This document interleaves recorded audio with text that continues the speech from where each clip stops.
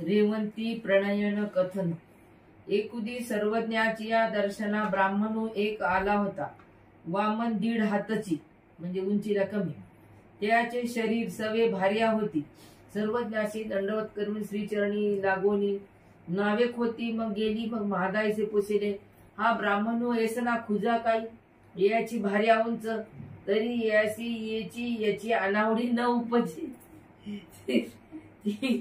तिने विचारले, एवढा खुजा 1.5 हात होता आणि बायको उंच, पण असं खाता येते हो।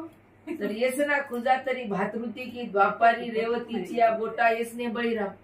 रेवती जी होती बळीरामाची बायको, ती द्वापार युगामध्ये त्रेतायुगापासून तीन थांबलेली होती। ती खूप होती, मोठीच्या मोठी ताडमाड म्हणून वर्णन आहे ती।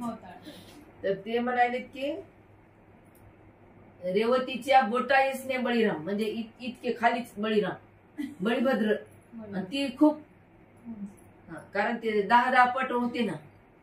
आता याच्यापेक्षा द्वापारीतल्या लोकांची उंची जास्त, द्वापारीपेक्षा त्रेतायुगातली जास्त, त्याच्यापेक्षा 70 येते, खूप उंचच लगे या बिल्डिंगच्या केवढा होती ते अशी कवनी। मग कृतयुगी रेवंतू राजा तो चक्रवर्ती होता। ते अशी एकी कन्या झाली, तिये नाव रेवंती। तियाच्या सौंदर्याचे नि पाडे पृथ्वीची सुंदर वरून जोडे। मग प्रधाने रेवंतीसी म्हणितली, ये ते वरून जोडे तरी ब्रह्मे याते पुसोपा। मा ब्रह्मा सांगील तेची वरू येसी। मग रेवंतू ब्रह्मे याते पुसावया सत्य लोकासी गेला। तेव्हा ब्रह्मसभेसी पेखणे होत होते। रेवंतू ब्रह्मे याते जोहारुनी ब्रह्मसभे बैठले। पेखणे होता त्रेतायुग अतिक्रमले, द्वापार पातेले।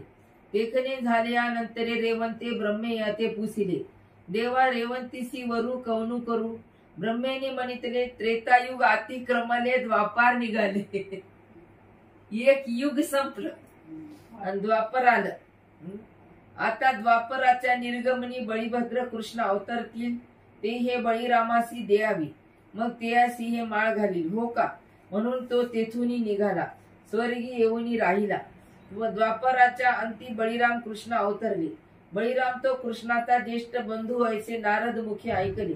मग रेवंती येसी घेऊन द्वारावती येसी आला।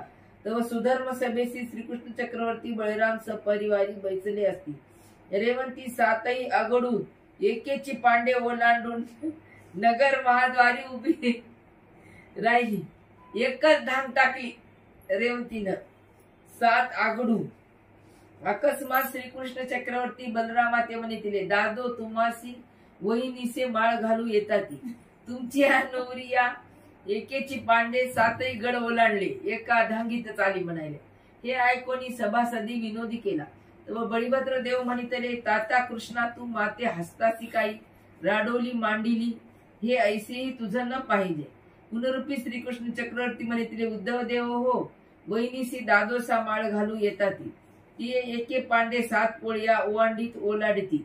आता सामोरे गेल्यावी न समोरे गेलीची पाहिजे, हे देखा वहिनीची सावली सभामंडपापरी पडली। उद्धव देव पाहती तव साचची। श्रीकृष्ण चक्रवर्ती बलरामाते पुढा करून सभेसहित समोर बीजे केली। नगरद्वारा बाहेरी आले। तव श्रीकृष्ण चक्रवर्ती म्हणितले होते ते सत्याची झाले। मग रेवंतुकू सावमा आला, श्रीकृष्ण चक्रवर्ती ते जोहारिले। मग तेथ चावरी आवरी अवघिया बहिष्कार झाला। मग रेवंते श्रीकृष्ण चक्रवर्ती पूर्व कथा सांगितली। मग रेवंते म्हणितले, जी जी तरी ब्रह्मदेवाचे सत्य करावे जी, हे कन्या रत्न अंगीकारावे। हे ऐकोनी सभासद क्षोभले, ते उगीची होते। श्रीकृष्ण चक्रवर्ती बळरामाते म्हणितले, दादो हे तुम्ही वरावी। तर बळीभद्र देवी म्हणितले, एवढी उंच कैसी वरावी, आम्ही याच्या अंगठ्या येसने। तेव्हा श्रीकृष्ण चक्रवर्ती म्हणितले, दादो याच्या मस्तकी आपल्या हाती करू ठेवावा, हो का, म्हणून बळीभद्र देवे तयाचा माथा नागरू ठेविनला आणि 16 वर्षे ठाण झाले। मग तिच्या डोक्यावर हात ठेवला नागरू। मग 16 वर्षे ठाण झाले।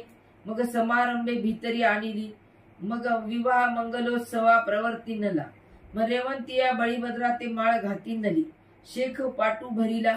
4 दिवस पर्यंत वराडिकेचा सोहळा झाला। मग रेवंतुकू मुरडेला स्वर्गा गेला।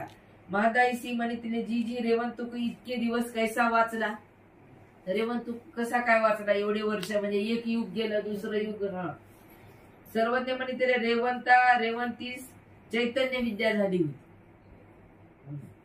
तेने आयुष्य चढला होता आणि शक्तियाचे विद्या होती. तेने लघु दीर्घ होत होती. हे विद्येचे सिद्धीचे सामर्थ्य. लज्जितू उपाध्या भोजन प्रशंसा प्रसंगे श्रुत देव भाव कथन. सर्वज्ञ म्हणितले कौनाचे शतभोजन, कौनाचे सहस्त्रभोजन, बटिकाचे येथ परीक्षा निमंत्रण. जैसे द्वापरी मिथुलेसी श्रुतदेवे